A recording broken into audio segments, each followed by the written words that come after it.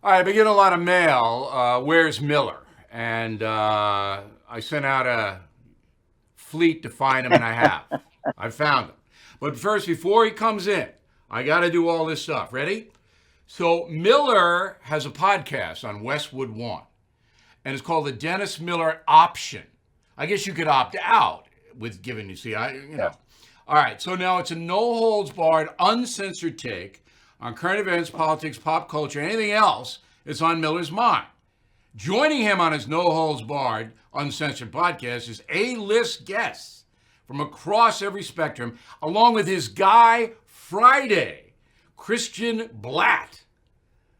Wow, Guy Friday. I don't have a Guy Friday. Anyway, you can find Miller on Apple Podcasts, Google, Westwood One Podcast, every podcast.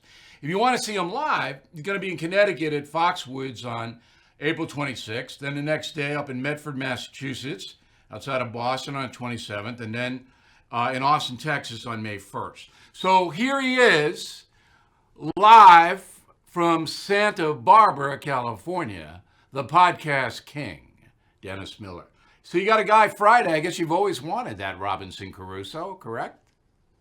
Well, for years I played your guy Friday, but now I see you've gone into a more avuncular, quasi-retired state where you're wearing Dinty-Moore lumberjack shirts. I know. But I remember a day when you had that perfectly knotted Windsor, and we stood astride the cable news world like a latter-day Colossus of Rhodes. And nobody will ever match it, by the way. But I never referred to you as my Guy Friday. I mean, you were equal footing with me.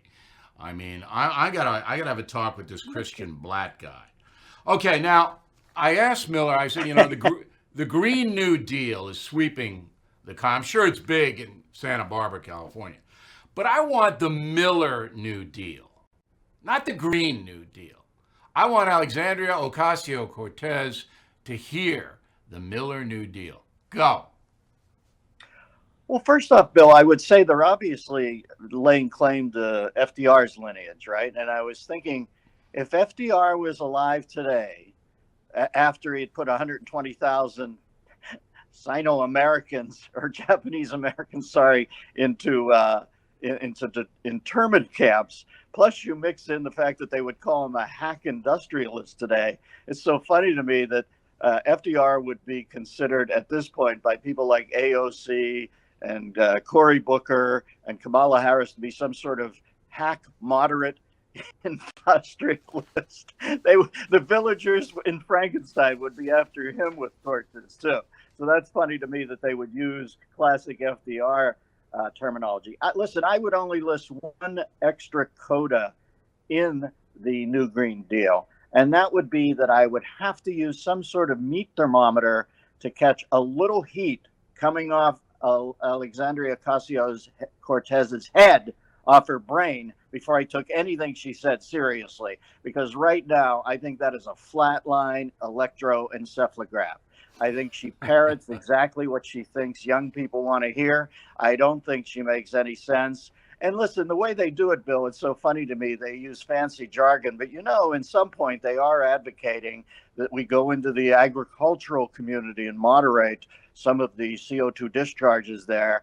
And then also that we, at some point, do away with air travel and retrofit all buildings. Now, if I go back in and say, do you realize what it would cost to retrofit every green building every building to make it green in America? If we did away with air travel, if we had a kid function as a fart caddy to walk around behind cows and catch it, how crazy that is. As soon as you say it, they say, well, we didn't say it quite that way. That's in essence what they're saying, and it's absolutely insane. But they don't care, Miller. You see, in the Miller New Deal, I would expect a responsible analysis of the world's predicament. And then if you did give me some crazy thing, I'd call you on it. I'd say, Miller, you're out of your mind. You're this. But the press is so enamored with this Green New Deal. But I'm going to make a prediction right on the No Spin News tonight, Miller. In 4 years, perhaps 2, Miss Cortez will not be in Congress. You know where she's going to be? Running for the White House? Co-hosting The View. I can almost guarantee it. co-hosting The View. How long can Behar last? Behar has got to go, right? And she's going to ease right in because that's what she wants. She wants to be a television star. Well, if you're asking me what causes the superheating of the atmosphere, it would be some of the, let's say, avuncular flatulence that's coming off that panel on a day-to-day basis. Listen, cows will be. And if they're asking me to kick into this Green Deal thing, here's what I'll tell you. After I gorge myself on my private jet with veal parmesan, I'll try not to pass gas when I come down onto the tarmac. That's what I'm throwing into the mix just because I'm a good guy. Sounds very reasonable in the Miller New Deal. It does. Now, do you have a favorite in the Democratic sweepstakes? There are 19. In fact, I thought you were going to tell me that your new guy Friday was Beto O'Rourke. I mean, I don't want Christian to lose his job, but Beto sure would love that job. Do you have a favorite in the field of the 19? Well, Beto has this feeling that he's wise if he jumps up on top of a table. But at some point, by the way, are we still operating? I can't hear you. Yes. Yeah. I would say that Beto, somewhere along the line, I know he skateboards, and he should have wore a helmet because I think he got dinged somewhere along the line. I would say the 19 candidates have no chance, but here's my theory, Bill. I think there's a 20th candidate out there. I think she is the unlikeliest cavalry in the history of the planet. And I think at some point, Hillary Clinton is going to come over the hill and say that she did not want to run, but she's being drawn to it because she feels she's the only person who can stop the tragedy in her eyes that is Donald Trump.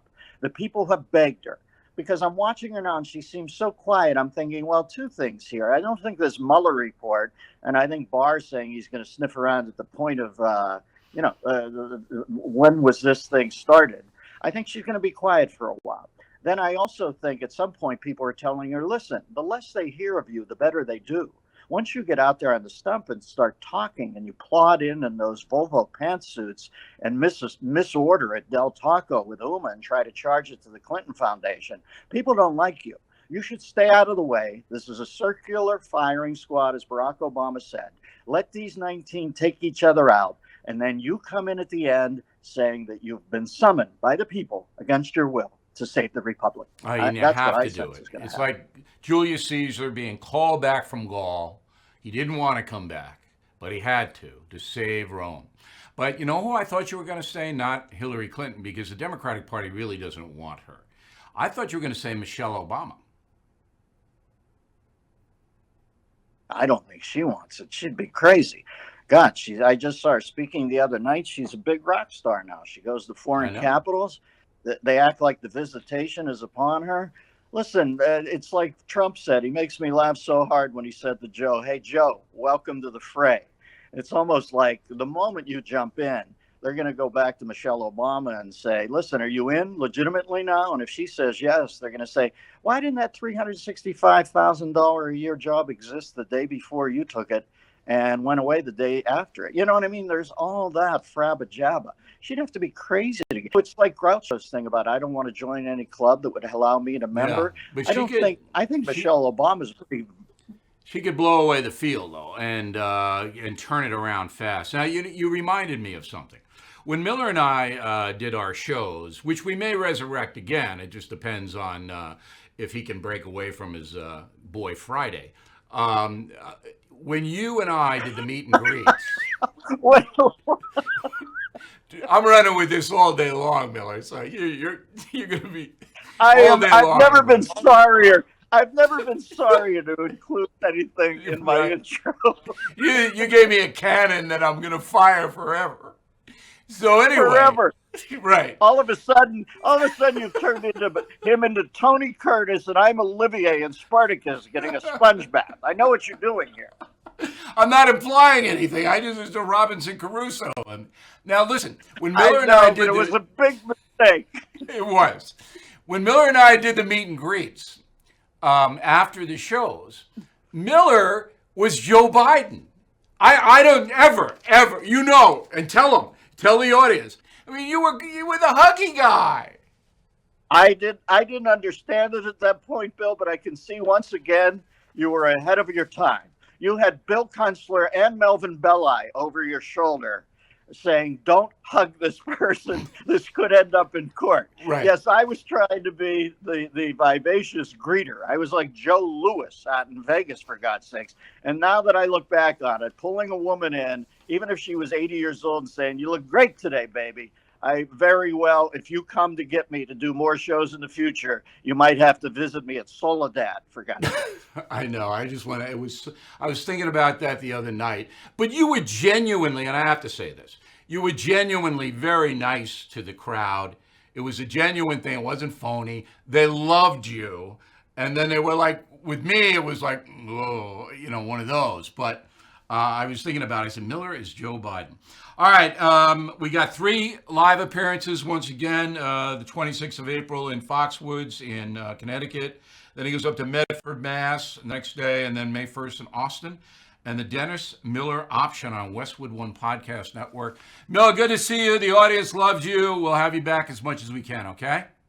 Billy, have me back weekly. What are you doing? I talk to you every 2 months. Give me a call. I'd love to come on and say hi to your lovely kids for me. Excellent. I will do that. We'll get you on as much as possible. We're going to do the new radio gig. I think Miller's going to be a part of that as well, starting in a couple of weeks. Are you doing the Billy? Let me ask you a question. Yeah. Are you doing the Paul Harvey thing? Yeah.